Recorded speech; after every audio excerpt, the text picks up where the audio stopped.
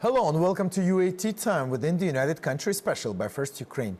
You can find us on the frequencies available on our website firstuat.com. I'm Sergey Velichanskiy. And I am Olivier Vedrine. UAT Time is dedicated to bring Ukraine and Europe closer to each other by introducing the real Ukraine to the rest of the world. Our guest today is Vasyl Myroshnychenko, co-founder of Ukraine Crisis Media Center. Welcome. Welcome. Hi. Thank you very much for stopping by again, and you become our recordsman, I guess, in the third one. Our show. Yeah, frequent flyer. Frequent flyer.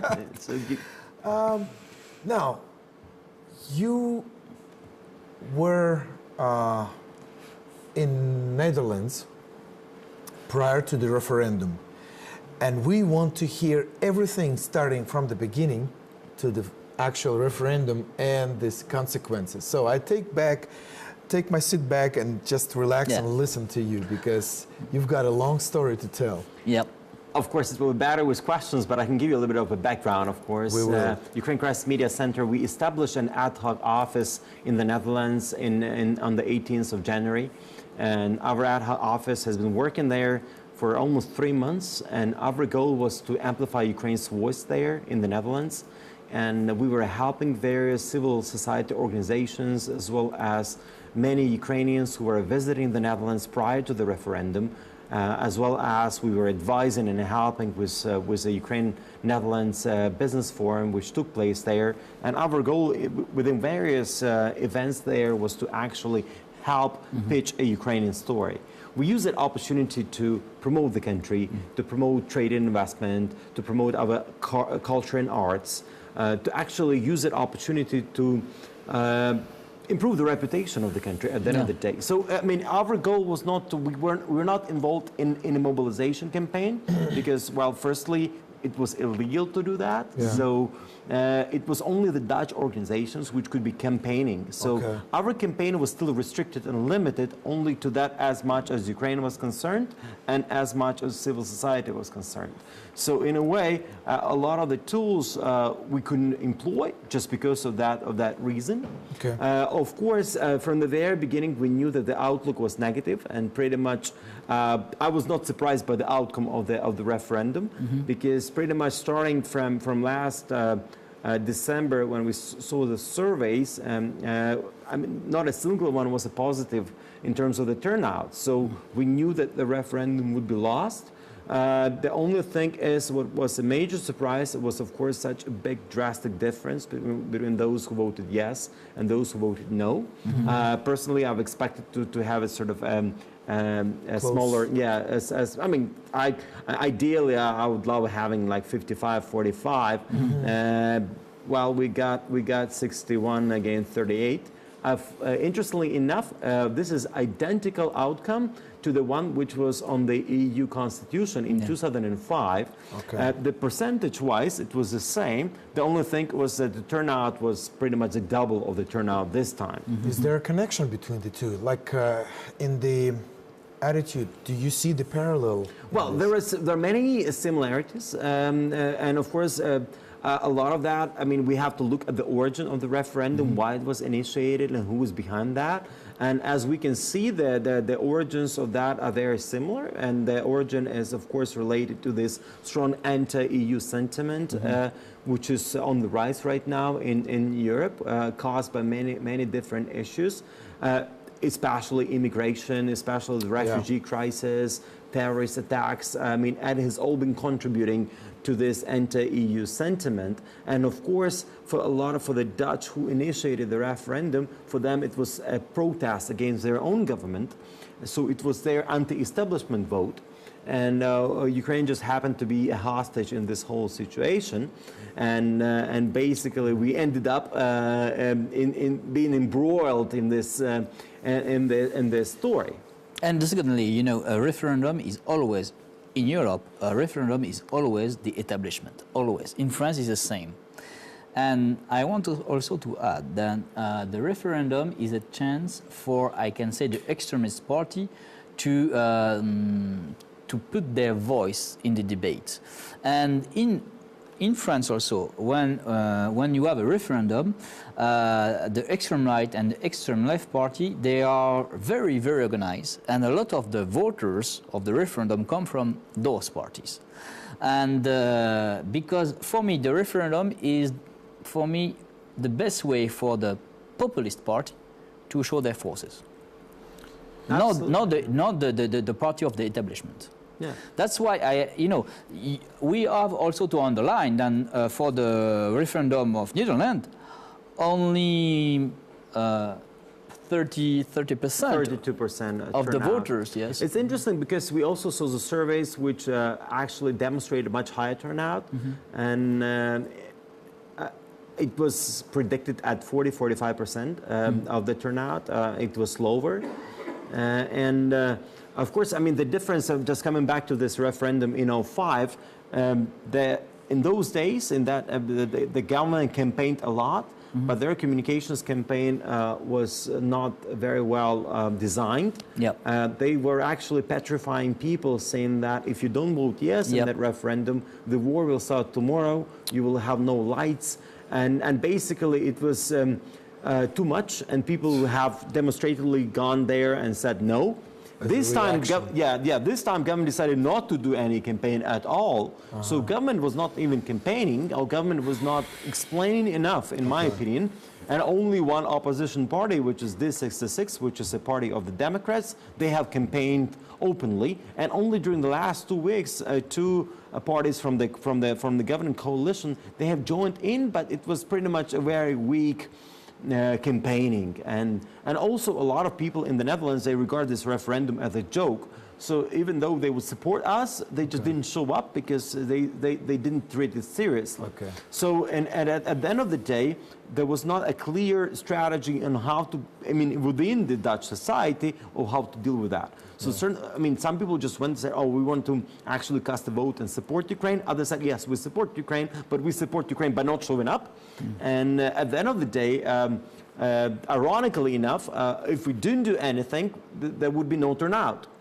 But it's always easy to judge everything in the retrospect, because pretty much in January we saw the statistics which demonstrated 45% turnout, so there was never a no-show vote even discussed. I mean, it was discussed 2 months before that, but then it was discarded because we saw the polls showing that the turnout will be there. But you know, during the referendum of 2005 for the Constitution for Europe,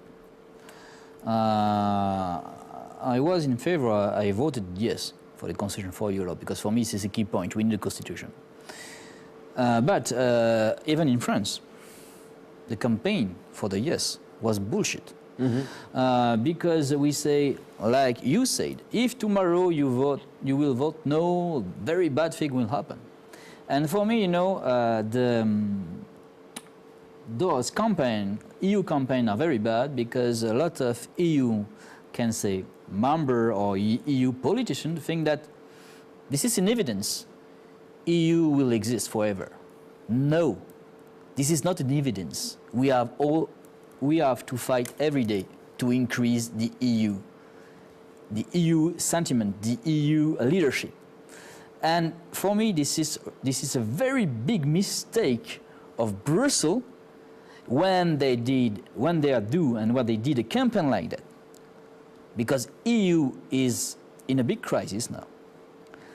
I think EU will not disappear, but we have to change all those campaigns to save EU, and not to say to the citizen, come on, if you will not survive, tomorrow you will die. They are not stupid. Yeah. Well, I think we'll come back to this as far as the consequences, but Ukraine has had, quite a few corruption scandals, the Panama Papers and all that. Has any of that, on your opinion, on your, the way you view the referendum, has any of that influenced the vote? Yeah, it actually had a major impact, and especially the Panama Papers. Let me explain why. A survey which was published a week before the referendum, those people who would vote no, they were asked why they vote no, and actually number one issue, 59% of those said that corruption in Ukraine is number one issue.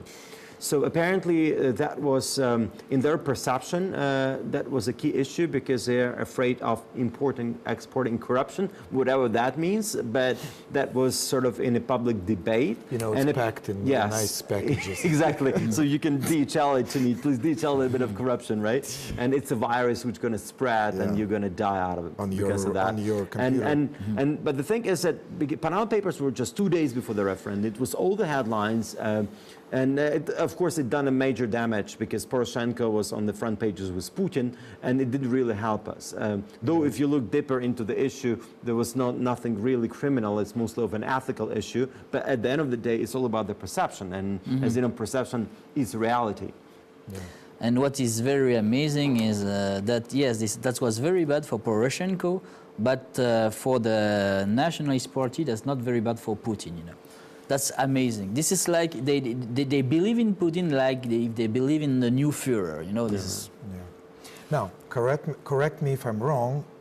So the referendum does not necessarily influence our association agreement, but it has some long-term impact on the EU internal policies, right? Absolutely. Well, the EU-Ukraine Association Agreement is still, we now have 27 nations which have ratified the agreement, and Netherlands was the last one. Now we have actually a legal issue. So from a standpoint of EU law, the trade part of that agreement is already applied. It's already applied provisionally, so it's effective.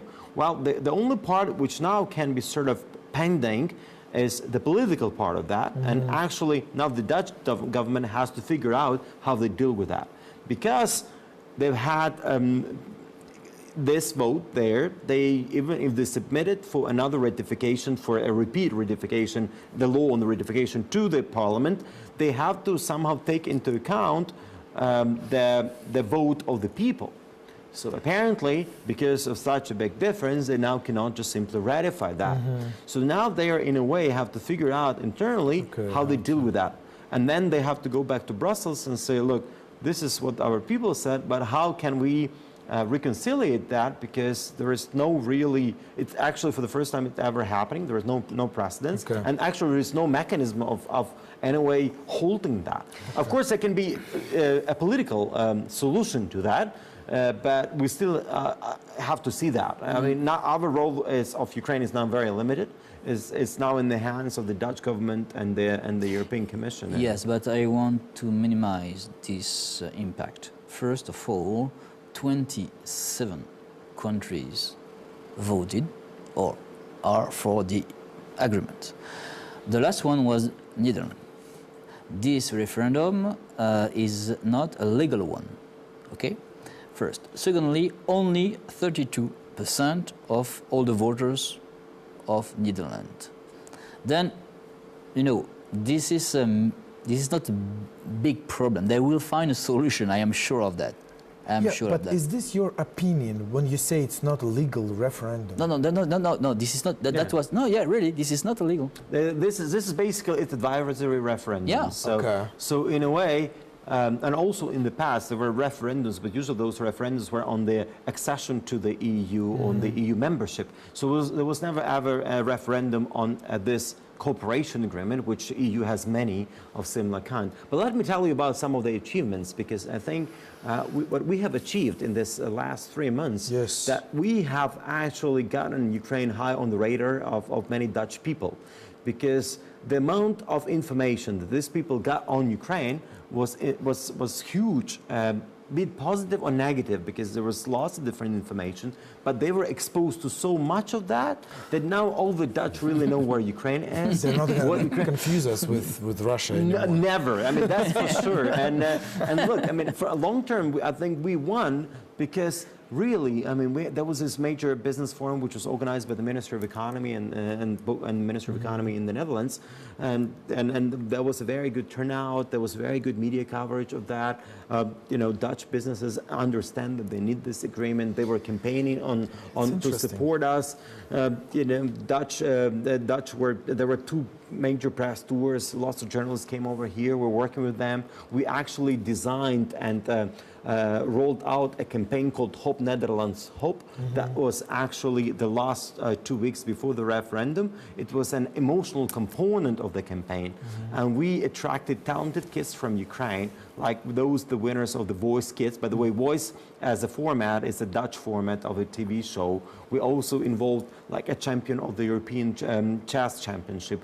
She is only 8 or 9 years old. And then we also, involved other talented Ukrainian kids who were in this unusual setting, and in a Dutch setting, which is of course done here in Ukraine.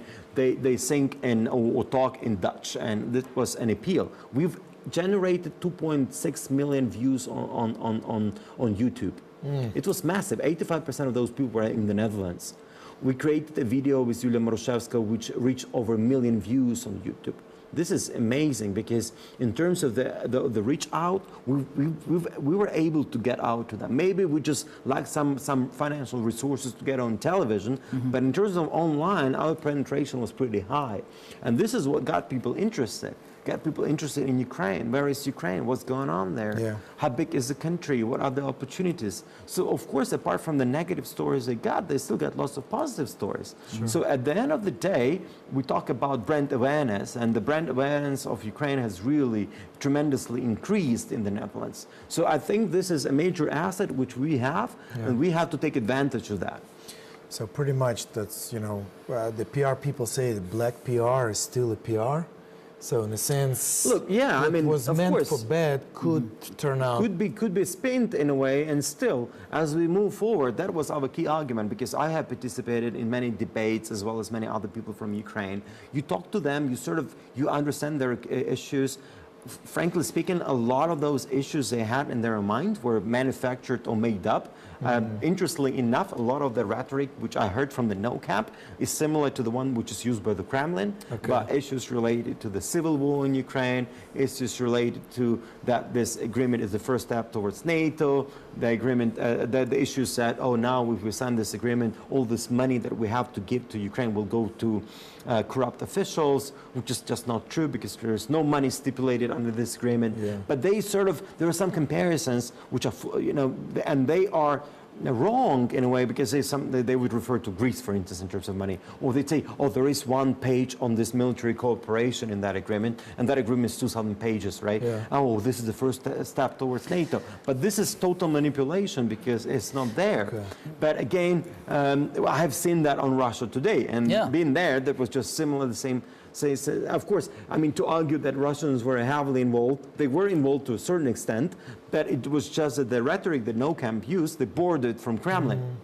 They talk about imperialistic EU, which have done a coup d'etat in Kiev, and that's amazing. Yeah, and they'd say it in the debates, and amazingly, these people have massive following. They've had so many volunteers working for them, distributing various leaflets. So the no camp was very well mobilized, because it's always easier to mobilize a no camp. And they had this idea, they had a point of proving, look, if the government wants it, we don't want it, and we can prove it. And you have to take into account all these different elements of this whole issues within the Dutch society. And then look, these terrorist attacks in Brussels, they really didn't help us, because people are afraid of what's going to happen, their safety and security. It's a fear which you can easily manipulate, because fear is probably the easiest feeling which you can play with. Yeah, because people tend to act, to be more compulsive rather than logical in their thinking.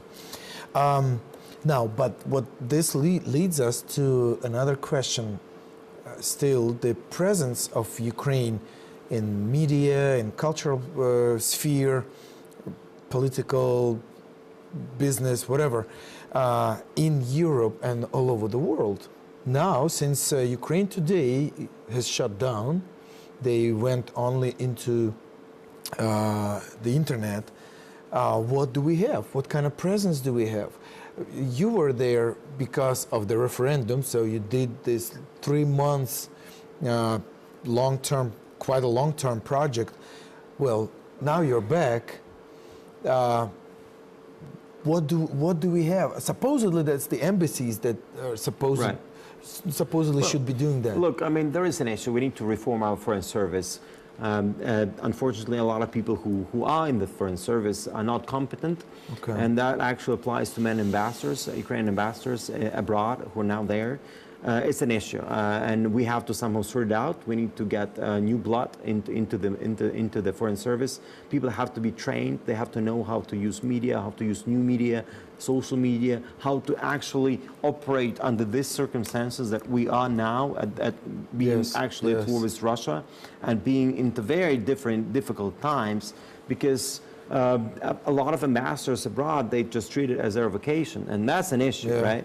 Yeah. And of course it needs to be changed. They need to be trained somehow, or we cannot train them. They have to retire. We need to get new people there, and this is a way to work. But look, apart from the embassies, it's not the only solution, because of course the business and civil society can also contribute to that. Yeah. Yes. Because civil society can conduct major cultural diplomacy campaigns, but they have to be supported by business because they don't have money and the government has no money. So it's also up to the private sector to contribute to that, to the public diplomacy, because this is how it works in other countries. We have other, so for instance, we have a big poultry production company like MHP. So MHP has decided to invest in the Netherlands. By the way, those who campaigned no, they used our poultry production in Ukraine to sort of smear Ukraine, because they said that the conditions under which poultry is being produced in Ukraine is inhuman or does not meet the EU standards, and the way this chicken is slaughtered is really not appropriate,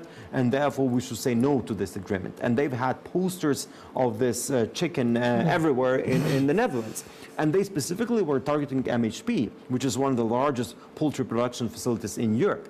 So now, because they have quotas for entry to the EU, they've decided to build a production in the Netherlands. So, for instance, it's now in the MHP's interest to actually support some of those media campaigns and communication campaigns in Europe overall, because this is where their reputation is at stake, and et cetera, et cetera. But look, also, apart from all these communication things, the product has to be right. Because it doesn't matter how well you communicate, but if the product is not right, you cannot really manipulate people and say we have no corruption, right?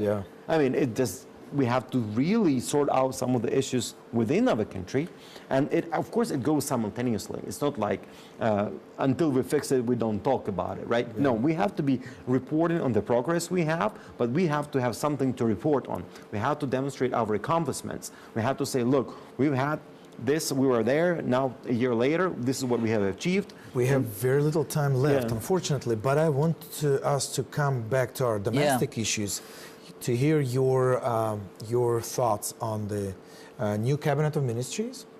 What do you think about this new government? Well, frankly, I'm not very happy. Mildly speaking, I really hoped for a more technocratic government, and because I think this is where we are, and I think it would be much better for Ukraine. Of course, I mean, I understand the political process, and of course, I understand that those parties which have created a new coalition, they are up for the jobs in the government, and they are craving for power, and I think this is pretty typical for any country, right? Which has democracy, and at the end of the day, they probably have the right to do so. The thing is, I think that this government is very, not going to last long. It's going to be very volatile. Because, well, there is already a huge resentment coming from the bottoms, and people are very dissatisfied with what's going on.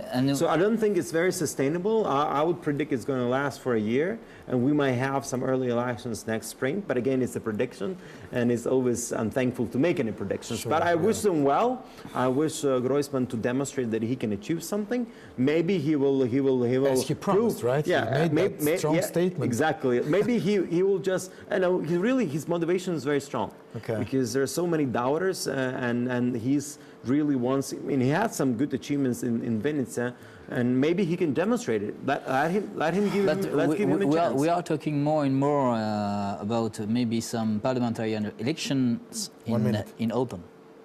What do you think about that? I don't know. I think it's unlikely, but you never know. In Ukraine, anything can happen. Yeah. What a good conclusion. what I foresee that this new cabinet of ministries is much more politicized than the previous one. So I'm expecting some extra original steps or moves or statements, or actually, like one of those about the, trying to supposedly new policies about the sponsoring the occupied territory.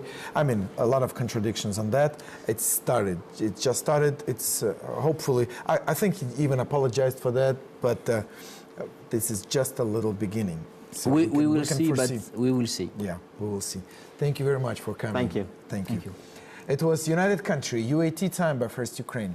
Our guest was Vasyl Myroshnychenko, co-founder of Ukraine Crisis Media Center. Olivier Vedrine and Sergey Velichanskiy were working for you in the studio. Stay with us and we'll show to you the real Ukraine. Thank you for being with us. Have a good day and see you soon. See you soon.